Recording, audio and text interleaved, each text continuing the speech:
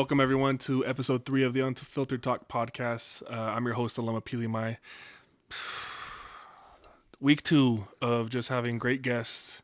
We have the incredible Hook. Here we go. Here we go. Folau, go ahead and say hi to everyone, bro. What's up, y'all? It's Folau here. Happy to be here. Excited to be here. And yeah, man, let's get this going. I don't know how to track this guy down at church. Hey, get away from my client. Here we go. Back up. Okay, so Folau, this is your first week on the podcast here. So you kind of understand like the whole goal behind it, right? I don't know if I kind of shared that with you, like what I'm trying to do with this podcast. Vaguely. I think I remember you talking about it, though, right? Just to kind of be very transparent, kind of show a very different side of, I guess, like, you know, being an athlete and so on. So, but yeah, that's from what I remember. Yeah, and I think like a lot of it started because like last year when we had guys on social media and they just like people had like this idea of what was going on in the locker room, like behind the scenes, and it was just like completely wrong. You know what I mean? Like, no, most definitely. Well, especially with like the transfer portal and stuff. You had guys leaving Mm-hmm. BYU, and you had guys saying like, oh, they're doing it only for the money, or you know, that guys didn't want to keep the honor code and stuff like that. I was just like, dude, there has to be like a platform for people to be able to just share the raw experience of it all, you know. And so that's kind of the goal that I had with this podcast. Last week we had Logan. We had a really good conversation about some of the struggles that he had, but also how he overcame them. Also just his experiences with college football and such, right? So really quick, a quick introduction to Folau. So let's see. Last year was when you saw most of your action. For the first time, right? Yeah. No, it was last year, mainly towards the second half of the season. Second half of the season. That's right. And I think your first game that you got in was the Notre Dame game. Yeah, that's when I saw my first, I guess you can say, significant rep, I guess. And so, yeah, that was definitely a significant we'll get memory. to it. So on the BYU website, it says here that Folau saw his most extended action to date in BYU's 31-28 win over Boise State. So that was like your most significant role that you had last year. You recorded 3 receptions for 82 yards and a touchdown, along with 5 carries for 28 yards. And then, of course, the first time that you saw action was the Notre Dame game. So quick question. So, and this is something that I've tried to share, but I think coming from you, from your perspective, right? Because going into the 2022 season, what was your expectation for how that season would go for your career?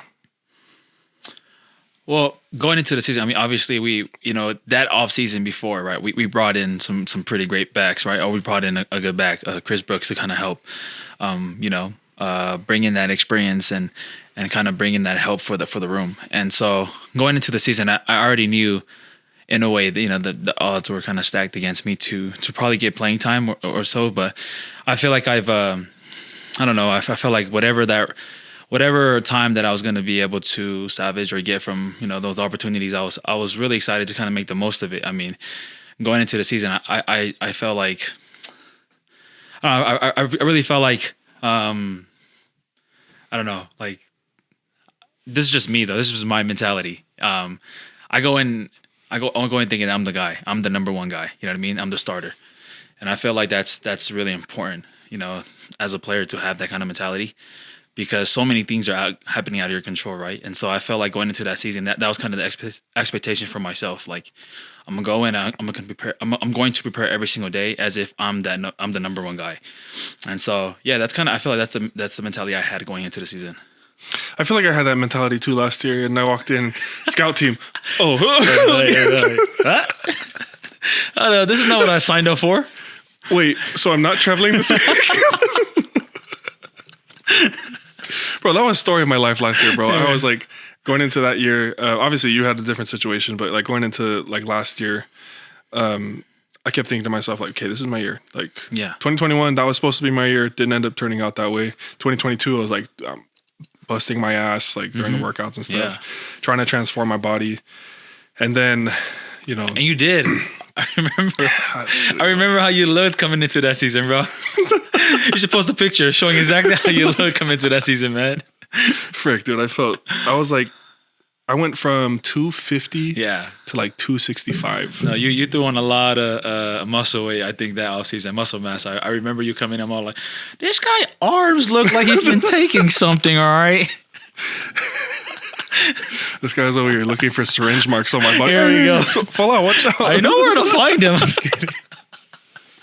No, but bro, like, you know, you go into a season with the expectation of, okay, I'm going to be a significant contributor. Yeah. If not a significant contributor, just a contributor Exactly. at the very least, right? And I know at BYU and at other programs, they always preach like, doesn't matter what role you have on a team, like you just bust your ass, and even if you're on a scout team, you're still contributing. And there's some merit to that. Yeah. But at the same time, when you're going into your senior season and you're still playing scout team and the expectation was, hey, I want to contribute on game day, then it's like, you know, there's a little bit of a disappointment that settles with you, you know? And so I guess, so one of the questions that I had on here, one of the fan questions was, what's your advice for players who have trouble cracking the depth chart? Oh man, that's a really good question, because honestly, I feel like it's something that no matter what level you're going to play in, you know what I mean? I feel like you're always going to experience it, whether it's high school, college, even if you do get the chance to play the next level, right?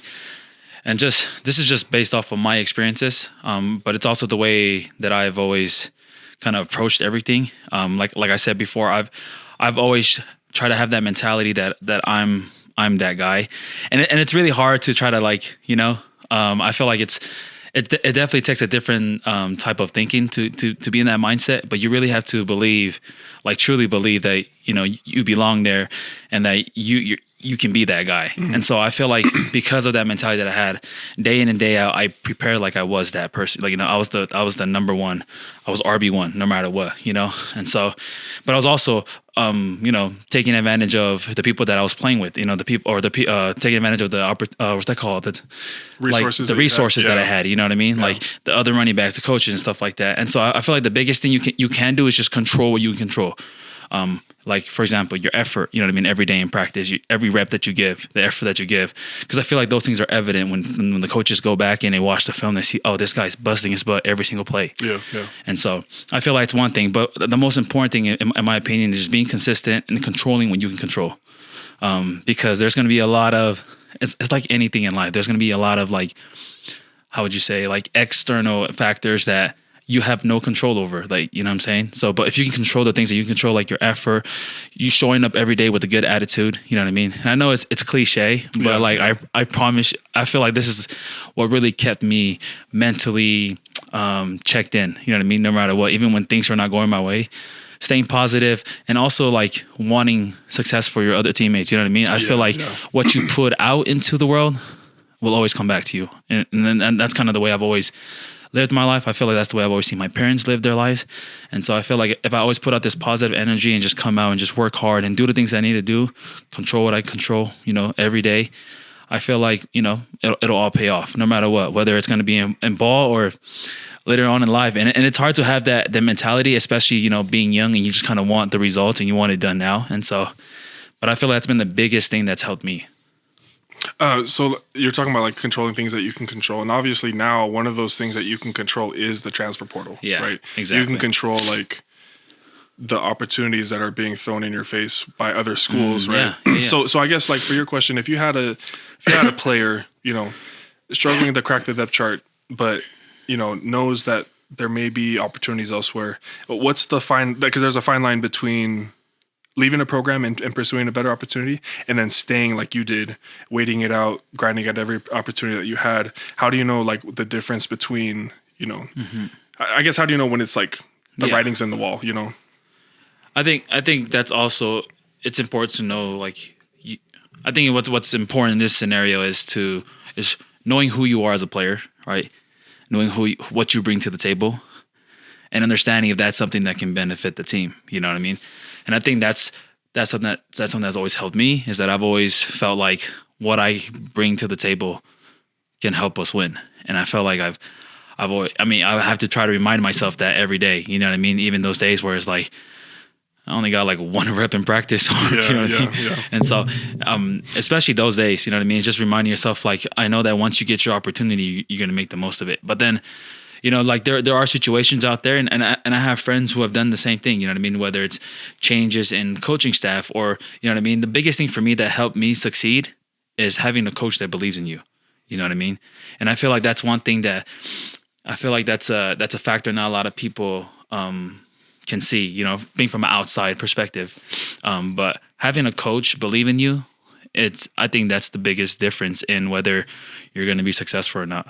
Just because for me, I have a great running back coach, you know, shout out to Coach Harvey. He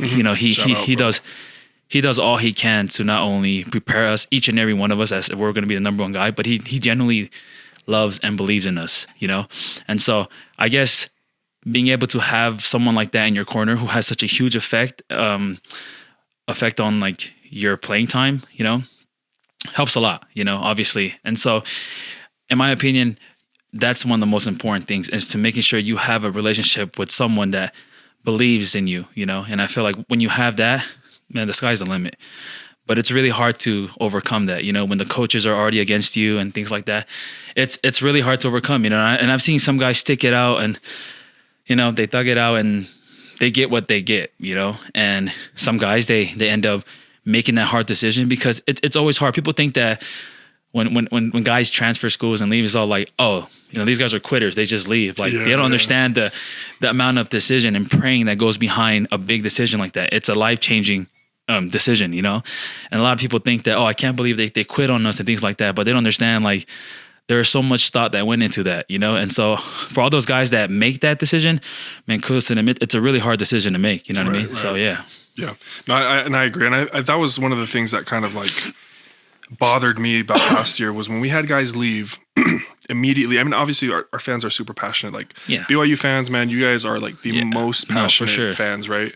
And so when guys leave, you start immediately trying to find something, you know, like, oh, this person's leaving because they weren't getting paid enough, or this person's leaving because they didn't like Kalani, or this person, you know, rather than just accepting the fact that, hey, you know what, it's just not a good opportunity. You know what I mean? Like the opportunity wasn't there for them to be able to maximize their production. You know what I mean? Exactly. And so that's a good thing that you brought up there, because I do feel like it is a matter of finding out your identity as a player, and then seeing if it fits in the scheme that you're being a part of. If it doesn't, then there's other places to go play at. Other programs, exactly. And it may benefit you, because I think right now what people are finding out is that there's a market right now. Yeah. You find out your value really fast by entering the transfer portal. Especially now. It's so true. It's like, you know, if you're not like a high value player, you don't get picked up. Yep. You know what I mean? And those who do get picked up, that's because they're a high value player. That's where they're valued in the market of the transfer portal, right? Okay, so another fan question that we had. Let's see here. Okay, this is a good one. How do you keep yourself from being discouraged from constant injuries? Oh, yeah. Well, I guess we should preface this, because so you had going into this season, like obviously, like you were touted to be, you know, RB1, RB2, and then in fall camp, right? It was during a scrimmage. Yep. Second week. Yeah. Shout out to week 2 of shouting out Josh Singh. Hey, that's my guy. I love that dude, man. I get it. He goes balls to the wall, right? Yeah, he's always 100%, right? Yeah. But so, you know, there was a tackle that happened, and explain your injury really quick. Yeah, I mean, so I tore my medial meniscus, right, at the root. That's the key part. I tore it at the root. Okay. And so if it was your typical meniscus tear, which is usually, you know, happens often in football, usually they just shave it and you're back within like the next couple of days. But what happened with my meniscus, it completely tore off the root. And so I had to get it surgically, you know, reattached to the bone. And so obviously that puts you out for the season. And yeah, I mean, it's devastating. Like you say, you know, dealing with injuries, it's not something that I didn't experience until I got here to college. I've gone through my whole life without a single injury, you know, or at least a major injury. I mean, you got your typical rolling your ankles and stuff like that. So it wasn't something that I experienced until I got here. It's my very first year here, because actually I tore my ACL my first year here back in 2020. That's right. You know, that's right. In practice, was right? out. Yep. Literally my third week here. You know, fall camp was going good. I felt like I was still grasping the playbook, but you know. At that time, the coaches were definitely giving me a lot of reps during that. You know, I just got there and they're trying to see what I was made of, and I felt I was making somewhat, you know, most of my opportunities. And it was literally a week before the first game against Navy in 2020 where I tore my ACL, and so that was the first, I guess, real, what's that called? Like real adversity of like injury that I've dealt with in my entire career. And honestly, it's people don't understand, but it's more of a mental battle than it is a physical battle. Yeah, yeah. You know what I mean? So, I mean, anybody that's dealt with injuries know that, like, yeah, I mean, you're out physically, but you come back from that a lot quicker. It's really getting over the mental hump. You know what I mean? Like, and stay mentally, motivated or locked in. Yeah. You know what I mean?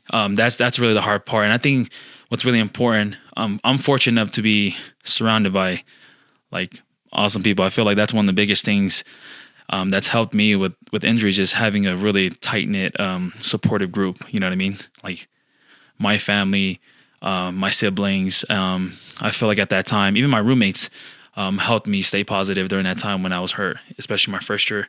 And then now my second injury. Honestly, I think if it wasn't for my wife, I wouldn't have been able to get through this, because injuries are really hard, man.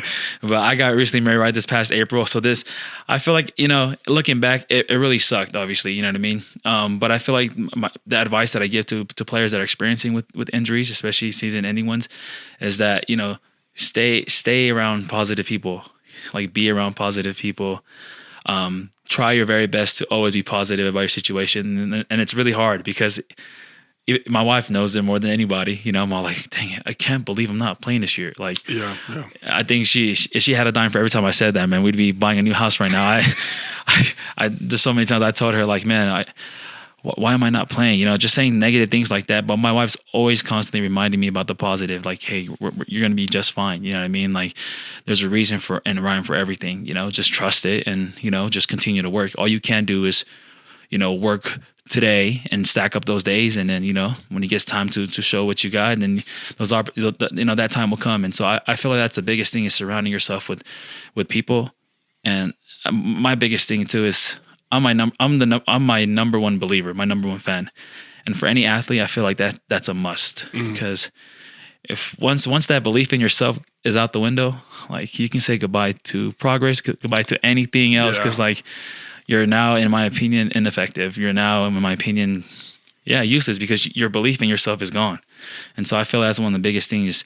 Stay around positive people and keep that belief in yourself, like, always intact and strong, I like that you brought up your wife, because I feel like during the injuries that I had sustained during my time at BYU, like, because my wife and I got married pretty early. We were married in 2020. So these past 3 seasons, she's been by my side, and having that support system. Because a lot of people, Utah gets a bad rap with like marriage and marrying young and all that.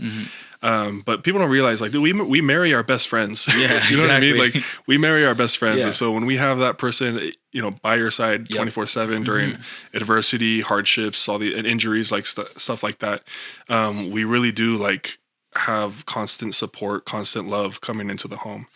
And so that's something that I've always felt like has been an advantage that nobody takes advantage of. That's facts, yeah. at other schools, right? Exactly. I was talking to Keenan a few weeks ago, and like, he's one of the few married guys on the team. It's like him and one other Christian guy. Yeah. And so like at other programs, like, they're not. It's funny you bring that up, because I got a friend who's playing at another school in Michigan, and he literally just called me up literally like 3 weeks ago. About a month ago, and he had a season-ending injury as well. And he was just asking me how you get through it. And I tell him, like, man, I married my best friend. You know what I mean? And like, it's tough, because like, they're like, dang, well, I don't got that. I don't, marriage. I guess people have this idea that marriage is something you do later on after college. Yeah. And, but I feel like once you find that person, like that really, like, in my opinion, like you said, I think you described it perfectly, is your best friend. Like, I think every single time there's a trial or anything else happen after that, like, you're never going through it alone. You know what I'm saying? So yeah. But yeah, shoot. Marriage advice 101, huh? Marriage advice 101. Get married to your best friend, dude. Yup. Okay, we got a great question from one of our fans, or one of the questions I got via Instagram. So, Folau, what exercises do you do to get them huge ass biceps? Direct quote. Here we go. I knew this was coming, huh? So, oh man. Shout out to our media team, because I think they make us look so much bigger than we are, man. Because I be getting these comments all the time. But I don't know. When it comes to working out, shoot, I mean, I feel like the biggest thing is really just be consistent in whatever plan you're doing, right? I mean, shoot. When it comes to arms, I honestly we do this workout actually in the team called fist pump. Fist Pump Fridays, right? Yeah.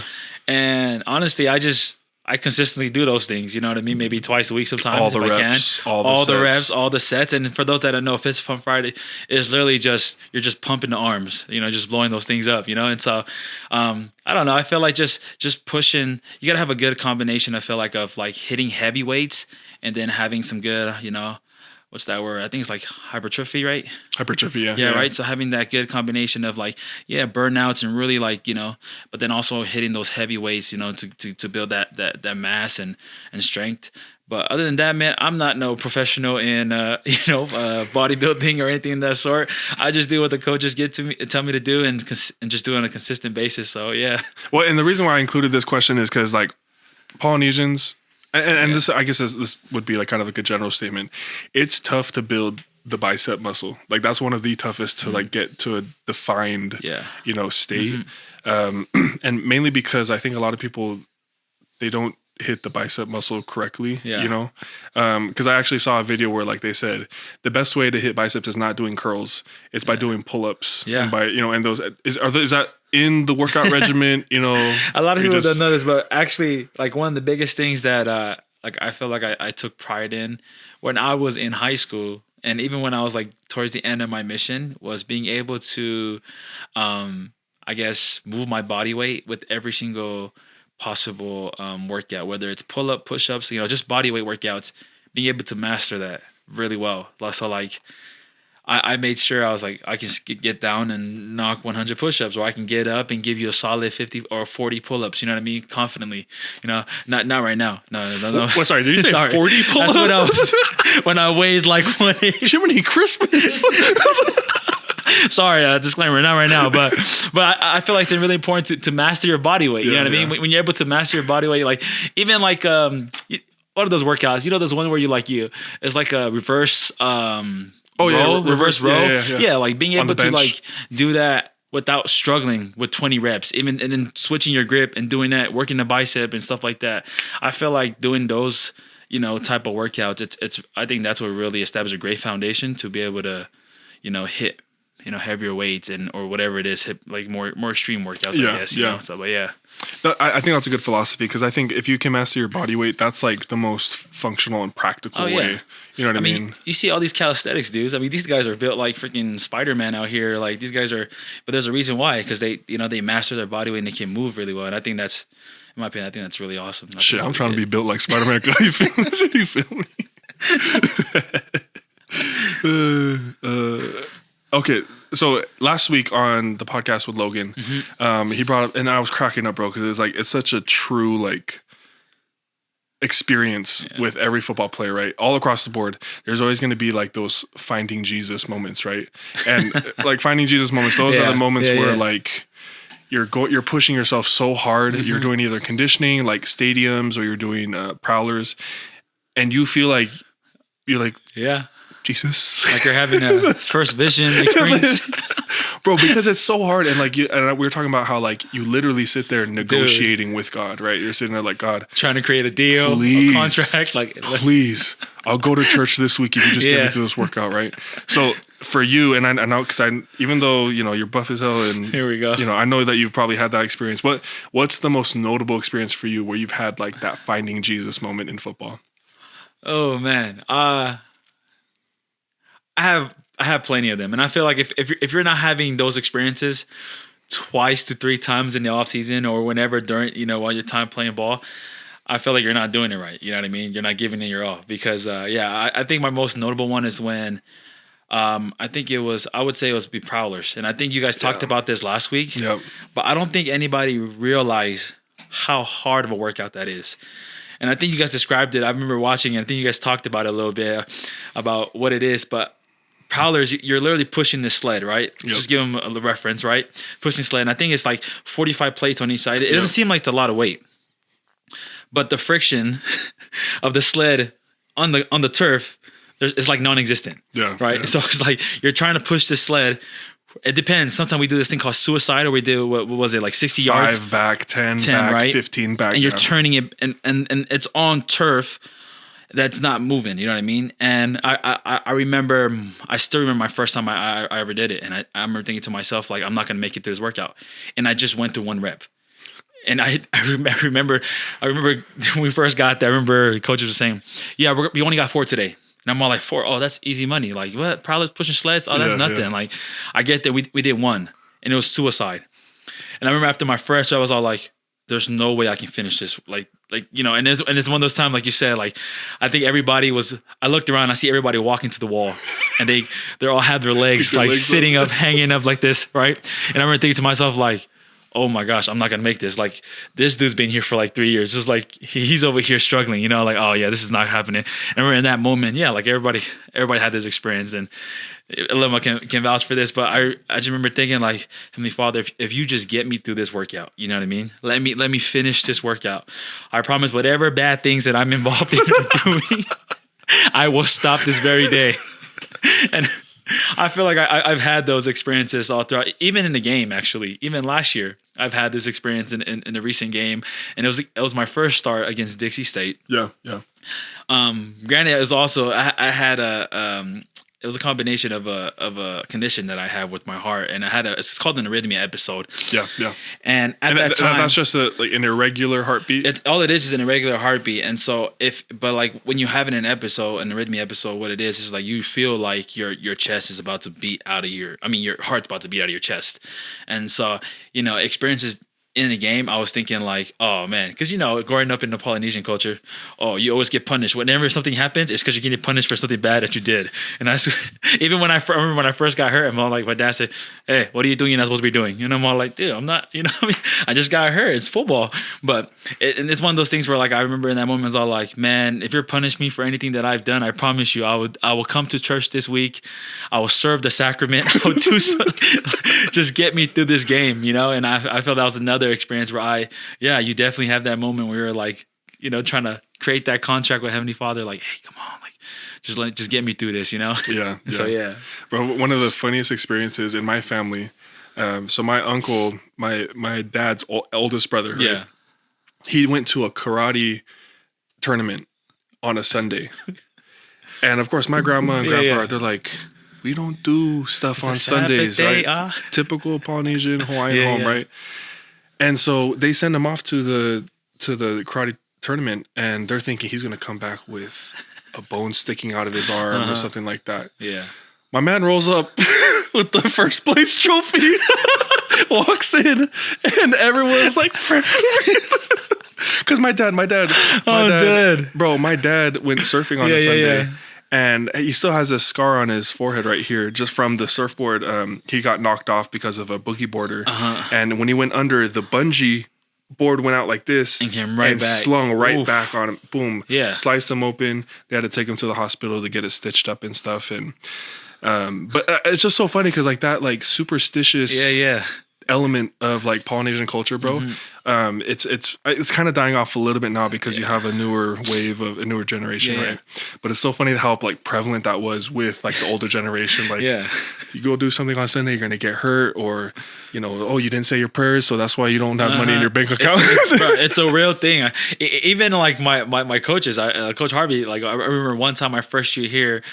I forgot, but one practice, I had a bad practice. It wasn't my best practice. And the first thing he said, "Hey, what are you doing on the weekends, huh?" I was like, hey, listen here. I'm not doing anything. I went to church.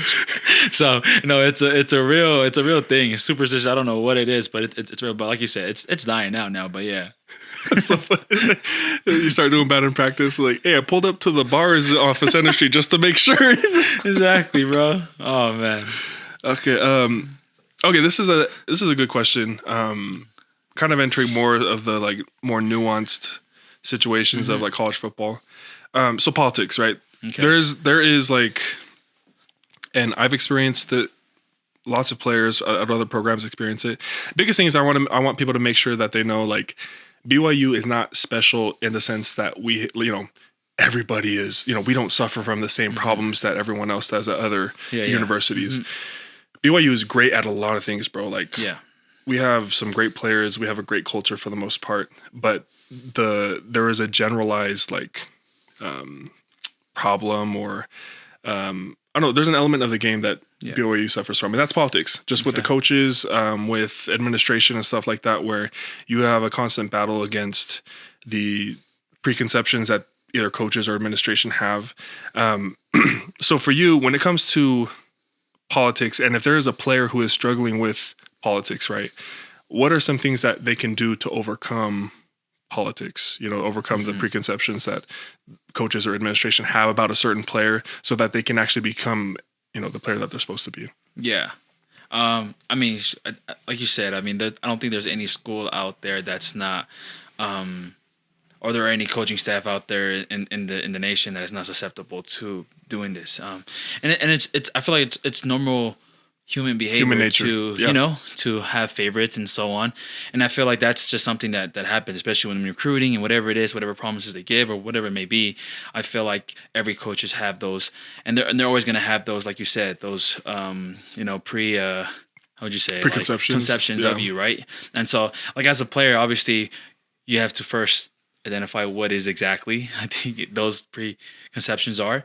And in my opinion, whatever they were, I mean, when I first came here, if like, just to be completely honest, the preconception was, I mean, I've heard it from the mouth of some coaches too. It was like, oh, this kid cannot hold on to the ball. He is too small to be playing running back. You know what I mean? He can't hold on to the ball, whatever it may be, because I had a couple of fumbling practices. You know what I mean? And so, that was a part of my game where I knew, like, okay, these guys, that's a preconception that my coaches have, and I got to do all I can to break that. And so I feel like it's like the most important thing is identifying it, and then obviously doing all you can to, kind of reverse that, whatever it is, work on it, so you can show them in practice that this is not a weakness of mine, this is a strength.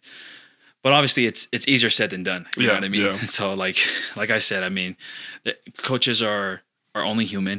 They're obviously out there making, they're trying their best to, as much as they're going to say they're going to play the best player out there, sometimes they are going to have preconceived, notions or ideas about a certain player that stops them from playing a certain player. You know what I mean? And I get that that's really hard to like, how would you say, overcome. But like in my experiences, and then like I said earlier, I think the most important thing is, like, I never really worry about those, I guess, those like the political game of football, just because, like, I'm a sole believer in go getting it. You know what I mean? I feel like that's just because how my dad was, how my parents were. They're your typical Polynesian immigrants that came here wanting a good life and worked their butts off to get to where we are now. You know what I mean? And so I've always had that kind of mentality when it came to those, I guess, dealing with the politics and football, is that, like, I only can control what I can control, and I'm going to do it the very best I can. And when you get that opportunity, you better run with it. You know what I mean? And once you, and I feel like no matter what, I feel like once you get your opportunity, and it comes to the point where you don't make the most of opportunities, or like those opportunities weren't lined up the way it should have for you to perform at your best, then that's when I feel like there are other options out there, like, the transfer portal and things like that, to kind of help you get to do that. But I don't know. I feel like that's been something that I've I don't know. I feel like it comes down to a mindset thing. You know what I mean? Like, I don't want to go through, I guess, through my career, I don't want to give anybody that power, like, oh, because of this person or whatever it is. So, like, I try to take more control of that, like, now, you know what I mean? Yeah, While I can't control it, you know what I mean? So it's like, well, they think that I'm like this, but I know that I'm not. And so I'm going to show them every day in and day out, that I'm not. And if they choose, and it happens sometimes, if they choose not to, like, see those things that you're changing, then that's when I feel like, maybe you have to, maybe a change of scenery is what needs to be done for you to, blossom into the player you need to be. You know what I mean? So, but I don't know. Yeah, and I had a similar experience where, because I got recruited as a tight end. Yeah. Or sorry, I got recruited as a linebacker, got switched over to tight end. I was just too small to play defense, at the time. So I got switched over to tight end. I came back from my mission, was still playing tight end. But something that I had heard was that I got pegged as, lazy and no hands. And that's, I don't want to get into the racial thing, but, like, for Polynesians, that's typically what most Polynesians get pegged as, right? Is lazy, not hardworking. Yep. And so when I had heard that I'd gotten pegged, I knew that it was an uphill battle from then on. But what sucks too is that when you have experiences in practice that confirm those biases, right? Yeah. And I remember, one practice specifically, we were doing one-on-ones. Things were bouncing off my hands, dude. I couldn't catch for my life. No, I feel that. And you start getting into your head, and you're like, dude, is this thing really true, right? And so then I know that you had that experience with the Notre Dame game, right? Yeah. So what things led up to the opportunity of where you could actually change that conception of you as, he can't hold the ball? Exactly. And that goes back to, because obviously we everybody knows what happened at Notre Dame game, where I got my opportunity literally the second drive. They already told me there was game plan, like they wanted me to go in there, bring a spark to the offense, whatever it may be. And the very first play, broke for an 8-yard run, was feeling good, and I felt like I had a good ball security, and the ball just came out. You know what I mean? And I remember after that play, I was just thinking like, oh, dang it, like. Because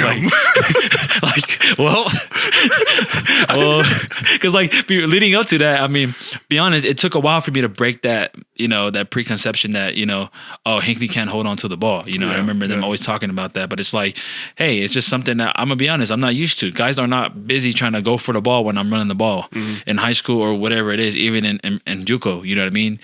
Dudes are worried about trying to take me down more than trying to get the ball. So like, it was not something I was ever. So when I got here, I realized that was something I need to work on. So I wholeheartely every day was like, had to focus, lock in on that aspect of the game, right? On my game. And so, when that happened, and like I said, man, it was just like when that happened in the game, my first opportunity on a big time stage, which is in Vegas, right? We played Notre Dame at Vegas, right? Neutral site.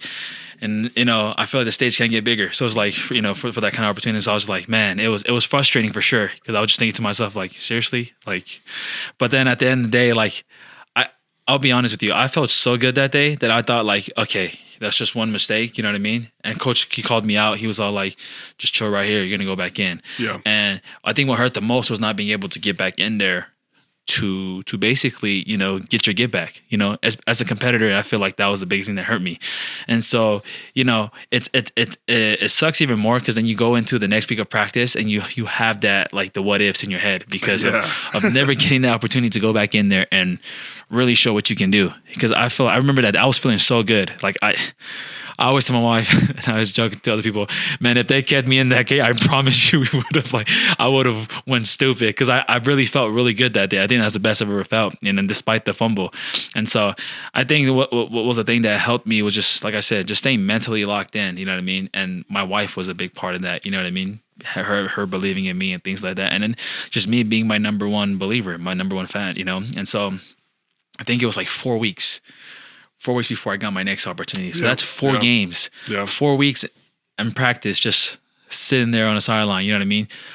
Maybe 1 or 3 reps, a practice. And it's, and the doubt starts to creep in. I'm not going to sit here and tell you guys that the doubt weren't there, but you start thinking like, man, am I ever going to get an opportunity? But like I said, because I had a coach like Coach Harvey, who was always there believing in me and always, gave me that, that faith, like, hey kid, you're going to get your opportunity again. Just stay ready.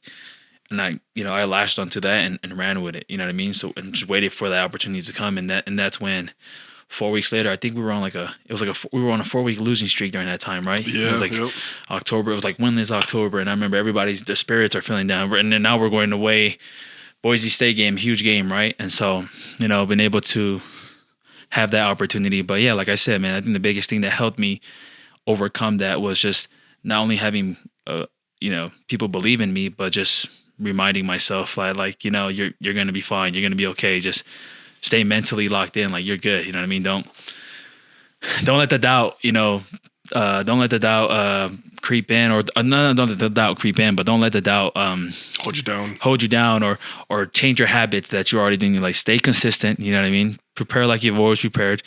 And, I feel like these opportunities will come. And luckily for me, it does. Because for other players, I'm not going to lie, they don't. You know what I mean?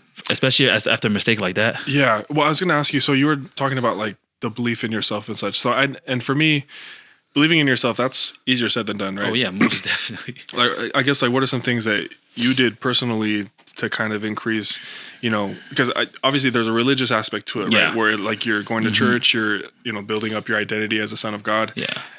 How much of that did that play a role, or were there other things that you did consistently to kind of, help you believe in yourself more? Yeah. I feel like a huge part of it definitely is like the faith aspect of it, my faith, mainly because if it wasn't for, like right now I served a mission right in the Philippines, and I feel like those 2 years helped me so much with how to handle adversity, how to not necessarily be confident in myself. And I tell people I tell my family this all the time. When I came back from my mission, I came back very confident, but not necessarily in myself, confident in God's plan for me. Does that make sense? Mm-hmm. And so I've always kept, I feel like because of that, I've always kept that perspective with everything that I do, whether it was school, football, relationships and things like that. I've always kept that perspective that Heavenly Father has a plan for me, and this is true for everyone, but it's like you said, it's easier said than done. And so, I feel like that was the biggest aspect of it. But then it's also because like I had so much trust and how would you say, belief in like the work that I put in. I feel like when you really put in the hours and the work into something, and you trust that preparation, I feel like it'll come to fruition. You know what I mean? I don't know if that makes sense, but it's like I feel like you put in so many hours into it, where it's like, man, this better work, man, because I've like literally spent hours and hours perfecting my craft. Like I remember times when I, recorded myself and try to make certain moves and try to do certain movements and try to like, okay, and this is where I'm lacking in. You know what I mean? I remember working on those little things, and I feel like, I don't know, I feel like all that work is not for nothing, And so I feel like that part of it is what fueled my confidence, and I think that's played a huge part on why I continue to like believe in myself, because I feel like I've put in the work. So when I step out there, I'm not stepping out there on the whimsical of like, oh, hope it works out. You know what I mean? But like, I'm going to go make it happen. Does that make sense? And but yeah, it's definitely an everyday, it's a constant battle. It's a choice that you make every single day when you wake up, And so, but yeah, I don't know if that makes any sense. But yeah. No, that makes sense. Yeah. And like, basically what I was getting from it is, staying consistent with the things that, are going to help you with your preparation. Right. Because, and one thing that you see like a lot of like life coaches and stuff, motivational speakers, they'll just talk about like how when you face adversity, you really fall onto the level of discipline or training that you've done, right? Yeah. It's not rising up to the occasion. It's about, okay, how many times have I done this? I love that. Yeah. Right? You know what I mean? Like, because there's times in games when like, you're going up against a tough team, and like, it's not about rising to the occasion and playing Alabama. It's about playing Alabama every day, in your head, in practice, right? Yeah. And then in life, that's kind of the same principle too, where like you got to be locked in every day. See that quote that you just said, like it's not about rising to the occasion, but falling back on that preparation that you've done. And like I said, I think that's something that was instilled in me because of my mission. Like I know we're going back to like the whole religious and all that side of it, but I feel like that was a huge part of my, I guess, building of my mentality into why I am who I am now because of that. Because I remember on my mission, it's the same thing. Like you're not going to go out there and pull something out of your butt that you have never studied. You know what I mean? Yeah. Like, I feel like everything that you do is to help those people obviously come unto Christ or, learn more about Jesus Christ. So it's like none of this stuff is like, it's stuff that you have to prepare for. You know what I mean? You can't just sit there and they ask you a question. You're not going to know it unless you've read it somewhere. You know what I mean? You're not just going to pull it out of a hat. You know what I mean? So where do we go when we die? Well, that's a good question. Well, if you see what I mean, so it's like it's definitely something you have to prepare for. You know what I mean? And it's the same way. Like, and I feel like that's how I've approached a lot of things. And you bring that quote up, and it's exactly. I think I heard that somewhere along my mission, or sometime after that, shortly after my mission. I remember thinking like, wow, that's so true. You know what I mean? You can't, like you said, you can't just play Alabama or some big time school and be like, oh yeah, I'm about to show out, and you haven't done the work. You know what I mean? Like you said, you fall on your preparation and the work that you put in before that, that occasion rises. So man.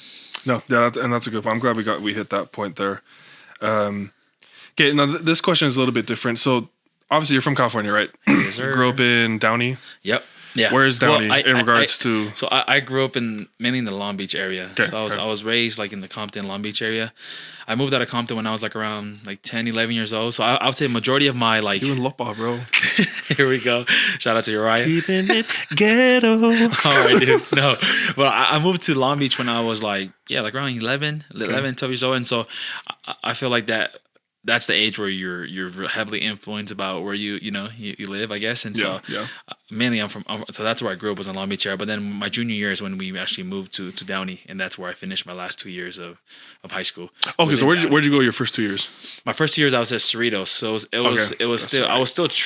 Yeah, I mean, you don't go to school anywhere in Long Beach. At least my parents were so worried about us, being caught up in all that stuff. I had obviously cousins and families that are involved in certain lifestyles, and so they were just like, hey, we're gonna keep you guys away from that. So we drove a ways to get to school and things like that, even from elementary all the way to high school. And so I went to a school in Cerritos for my first 2 years, and then that's when I transferred to Downey. But yeah. Gotcha. Okay. So you're obviously California native. Yeah. I grew up in California for most of my life, and so there is a cultural difference, right? Yeah. Like big. There is a huge from here to, you're talking about Utah, right? Oh yeah. From here in California and Utah. Most definitely. Especially with the church too, because like the church, the way that the members are out there, culturally, it's a lot different than it is here, right? Yeah. Like when I came here, I mean, obviously, like swig, so delicious. What the hell, bro? Like, that is their like beer. It's definitely different. We should go get some so delicious. When in California, it's like, we should go grab a 12-pack. Yeah, exactly. Oh, okay. But okay, so I was gonna ask you, like, what's the biggest difference for you culturally between California and Utah? I think a lot of it's tied with the church culture. I don't know. I just feel like in California, when I see another member, or when you find out somebody else is a member of the church, dude, it's like, oh man, what's up, bro? Like, you know what I mean? It's like you're super, I don't know, like already tight knit with them. You know what I mean? But like it's very different here because like everybody's members. You know what I mean? So it's like, I don't know. It's just that you don't have that connection. You know what I mean? It's just kind of like, you know what I mean? I don't know. I guess you're used to being the minority and not being, nothing special about it. And I feel like that kind of kid, because like, I don't know. It used to be something so special being a member. And I'm not saying like they're not as proud or whatever it may be, but like, there's a difference in that. Like, I feel like in Utah, they're definitely in a bubble. You know what I mean? There is this bubble here that, because I mean, I've been here for the past 3 years and I've experienced it now, and I've realized, there is a bubble. You know what I mean? You don't know what's compared to what's going on everywhere else. Like you kind of in your own world. You know what I mean? And in some aspects, I think it's pretty cool. You know what I mean? But then in others, it's kind of like, hey, wake up. It's not just. But all in all, if I'm being honest, I love Utah. I think Utah is awesome, man. I have no hate, all love for Utah. Yeah. You know what I mean? And the people here, and I consider myself probably Utah, and I've been here for 3 years. You know what I mean? I love it. I'm not gonna lie to you if I don't consider. I feel like I consider, starting a life here and things like that. Because I think it's an amazing place to do all that. And so yeah. Yeah, I was gonna say, like one of the big things I noticed too was in California, you come across a member like you mentioned. Like, there's an immediate connection. Oh right? yeah. But you could and almost like 9 out of 10 times you can pretty much guess, okay, this person's not drinking, this person's not having sex, this person's not smoking or doing drugs. Like you can pretty much assume. Where when I came here to Utah, bro, and I'm meeting members, right? Obviously, I'm like, these are some badass kids. And I feel like that's the thing though. It's because like it's so expected here. Does that make sense? And I feel like that's an aspect to it as well, because like.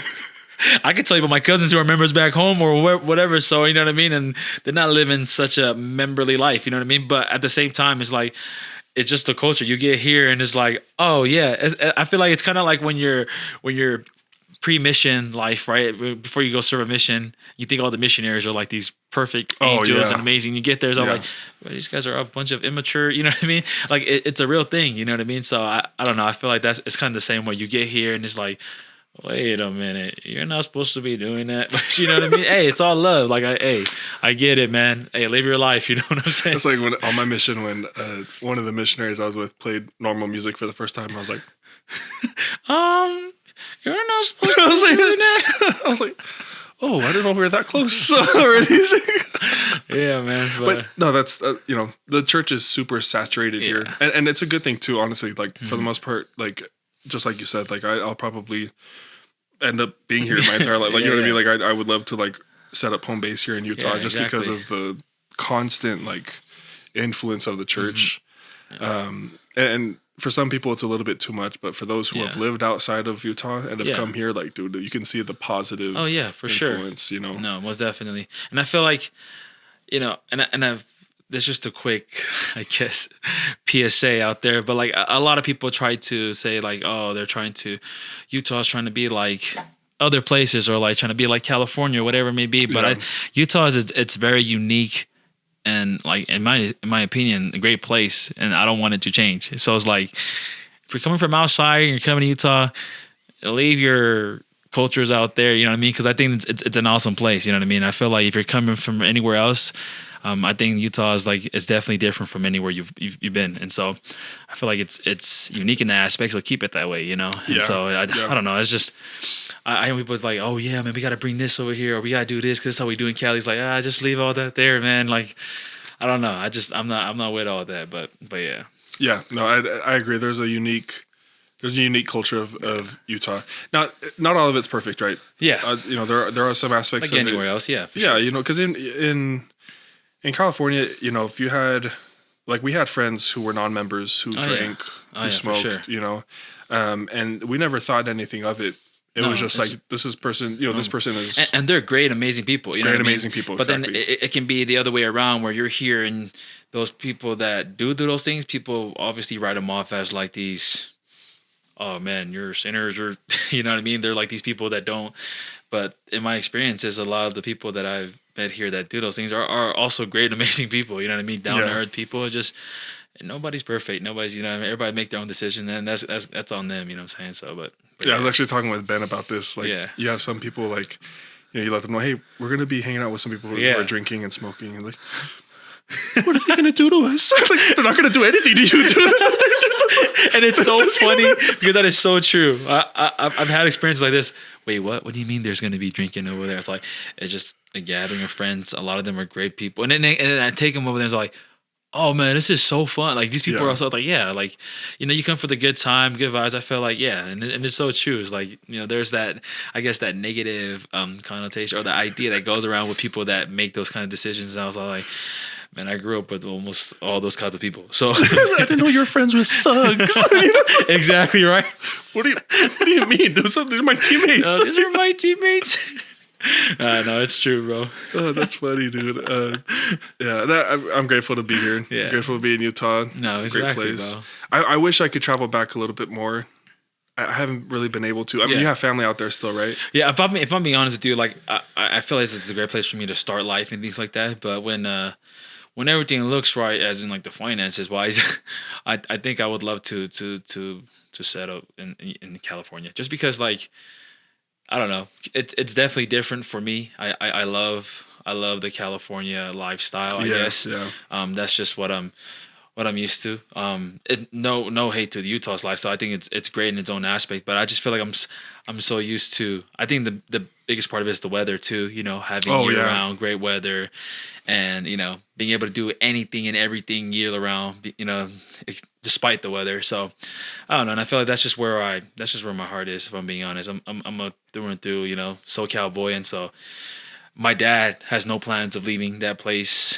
My mom is buried there. So it's like, for me, I have roots. My roots are there. You know what I mean? That's where all my family are stubborn. Like my aunts, my uncles, they're not leaving California unless the prophet comes out of nowhere and say, hey, y'all got to move here. You know what I mean? For the most part, they're going to stay in California. So I go where family's at. So I'd hope to, one day be able to go back and live there. You know what I mean?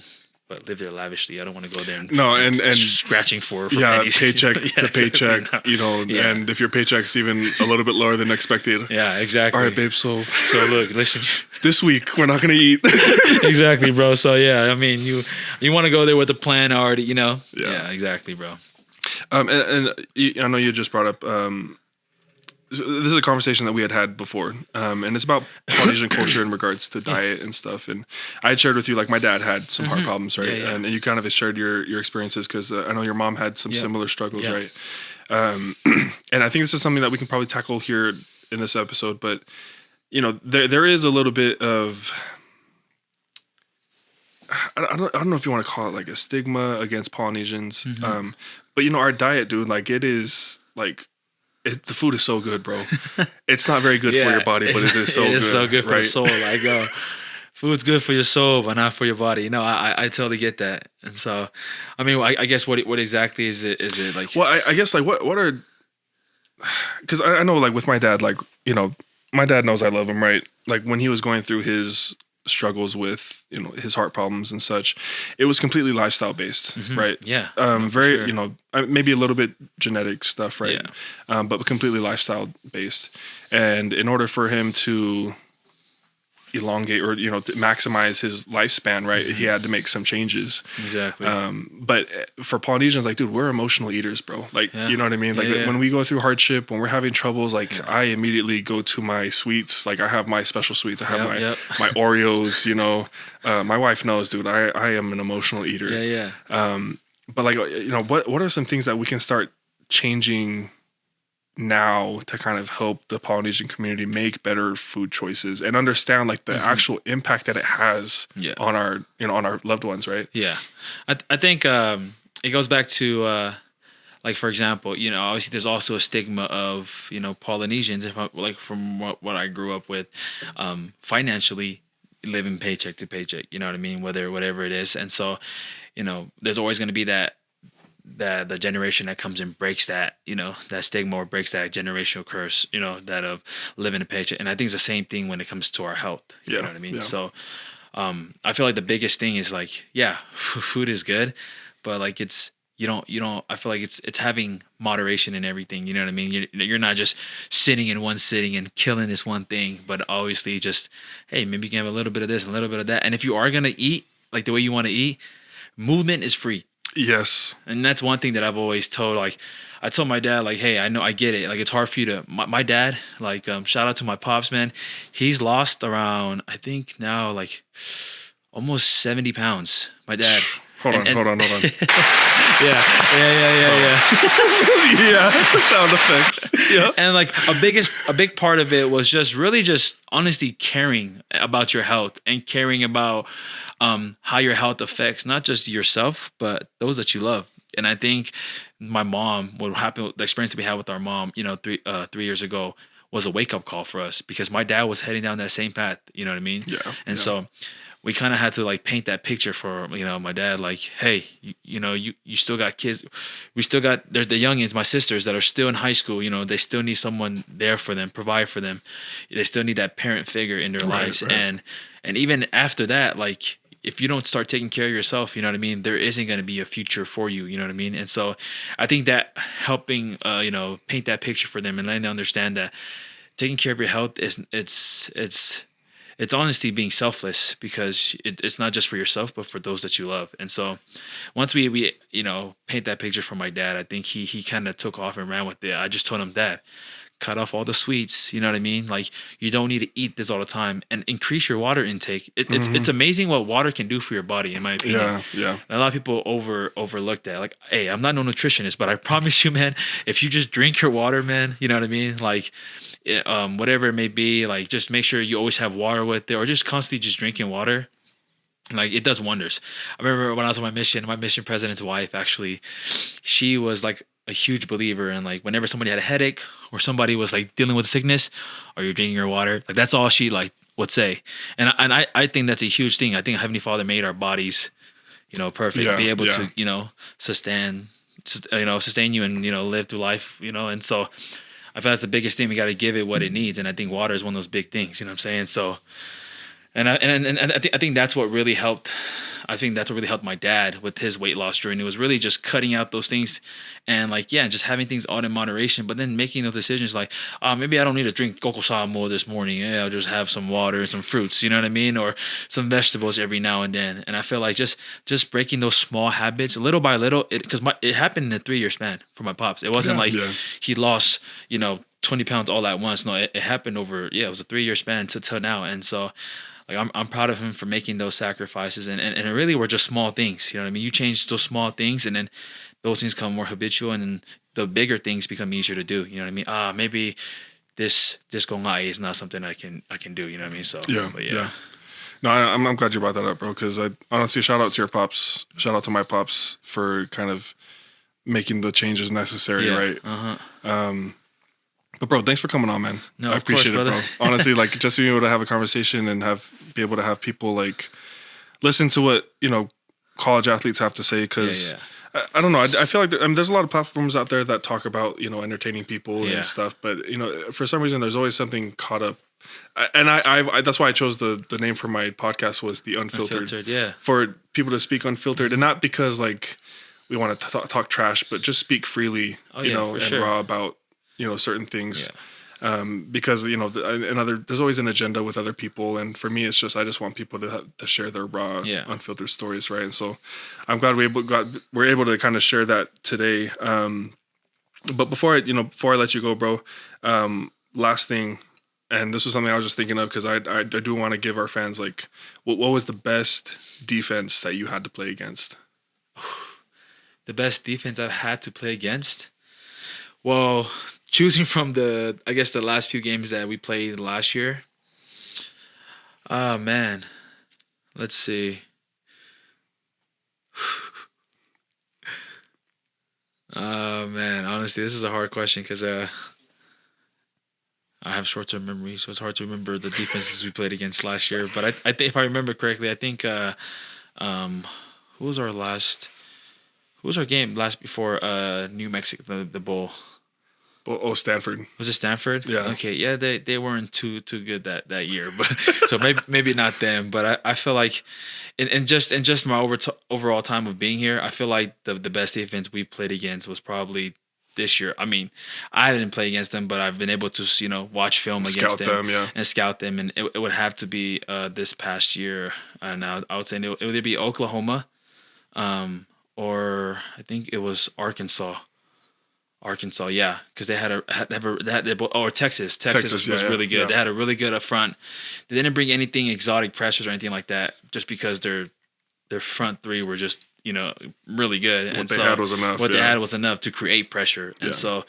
And that in itself, when you have three guys that are able to create pressure, you know what I mean? Anything with just three, and the rest can just play coverage, you know what I mean? It's a pretty hard defense to play against, you know? And so I feel that's one of the, I guess the more difficult defense I've seen this my time here, but yeah.